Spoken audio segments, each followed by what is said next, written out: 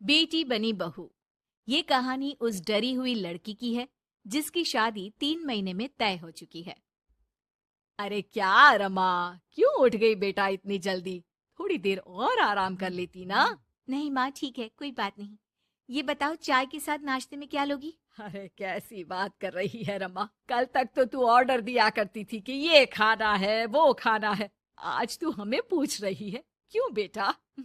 माँ अब ऐसे ही बोलिए ना, क्या खाएंगी? बेसन की रोटी बना दूं दही के रायते के साथ? माँ कुछ सोचती है फिर कहती है, अच्छा सुन, ये बता, रोहन का फोन आता है? शादी होने वाली है तेरी उससे, बात करती रहा कर। हाँ हाँ हाँ माँ, बात होती रहती है।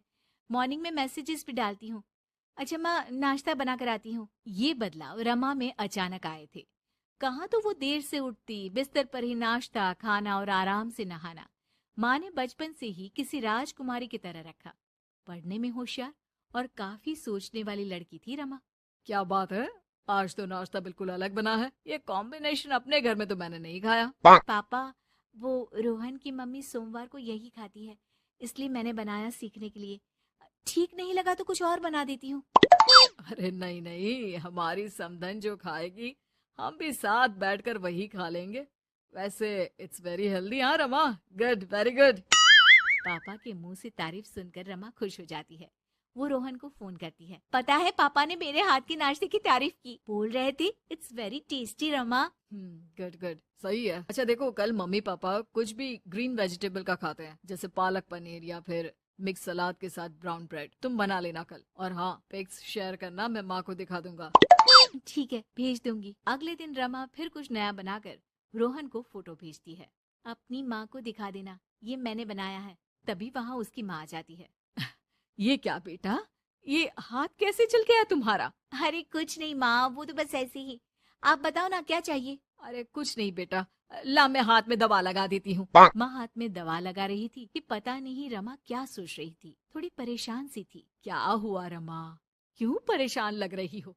रोहन से कोई बात हुई है क्या? नहीं माँ, आज जो बनाया उसकी फोटो मांगी थी रोहन ने, दे तो दी, लेकिन अभी तक कोई रिप्लाई नहीं आया। माँ कुछ सोचती है, फिर रमा के फोन से उसके जले हुए हाथ की फोटो खींचकर भी रोहन को भेज देती है।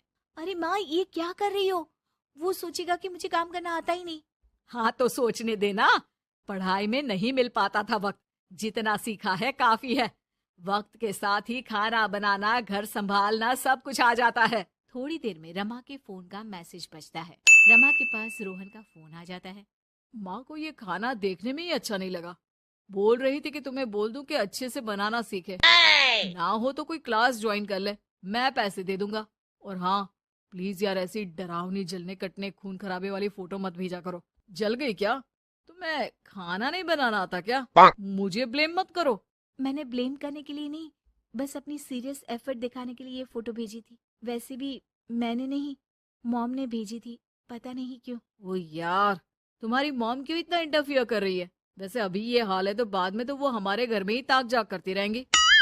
उनसे कहो कि मैं तुम्हें उस घर के लिए तैयार कर रहा हूँ जहाँ अब तुम्हें पूरी जिंदगी रहना है। रमा को रोहन की बात ठीक नहीं लगती। वो फोन रख देती है, लेकिन सोच में पड़ जाती है कि आखिर वो ये बात माँ को बताए कि नहीं। अब हर वक्त या तो वो रोहन का बताया खाना बना रही होती है, या उसके कहने पर उसकी पसंद की टीवी शोज, वेब सीरीज या फिर किताब पढ़ रही होती है। क्या बात है रमा, आजकल मैं देख रही हूँ कि तुम बहुत परेशान सी रहने लगी हो। कोई बात हो तो बता दो बेटा। नहीं माँ, वो रोहन ने कहा था कि उसकी पसंद मुझे पता होनी चाहिए, जिससे कल को हम साथ हो तो हम लोग मिलकर अच्छे से बात कर पाए। उसने कुछ वेब सीरीज देखने को कहा था, लेकिन क्या कहूँ माँ, मेरी तो समझ में ही नहीं आ रही वेब सीरीज। अरे तो बोल देना रोहन को नहीं देखनी, या फिर एक काम कर, तू उसे अपनी पसंद का सिर्फ एक गाना सुनने को बोल। ला मैं मैसेज कर देती हूँ। ना ना माँ, आप तो रहने ही दो। पिछली बार भी जब मैंने उसे बोला कि आपने मैसेज किया है तो वो गुस्सा हो गए थे। अच्छा, क्या बोल रहा था? यही कि माँ क्यों इंटरफेयर कर रही है, मैं तुम्हें उस घर के लिए तैयार कर रहा हूँ जहाँ तुम्हें पूरी जिंदगी रहना है। माँ अब समझ जाती है कि रोहन उसकी रीमा के लिए ठीक नहीं है। रहने दे रीमा, ये रोहन मुझे ठीक नहीं लगता। तू बोल तो मैं कोई और रिश्ता देखूं। अरे नहीं माँ, मेरे पूरे फ्रेंड सर्कल में ये बात हो गई है, नाते रिश्तेदार आस पड़ोस सभी। हाँ ठीक है बेटा, चल कुछ दिन और देख ले। लेकिन ये मत सोचना कि यहाँ शादी नहीं हुई तो कुछ बुरा हो जाएगा। ये देखना कि इससे शादी हुई तो भविष्य कैसा रहेगा। समझी? प्यार, विश्वास और इज्जत से बढ़कर कुछ भी नहीं है। रीमा माँ की बात पर हाँ बोलकर वहां से चली जाती है। अगले रोज रोहन का फोन रीमा के पास आता है। मैंने तुम्हें एक स्किन डॉक्टर का फोन नंबर दिया है। माँ बोल रही थी कि तुम सांवली हो और दिखने में भी नैन नक्श थोड़े। एक काम करो ना, तुम इनसे अपना ट्रीटमेंट शुरू करवा लो। होप कि थोड़ी देखने लायक हो जाओ।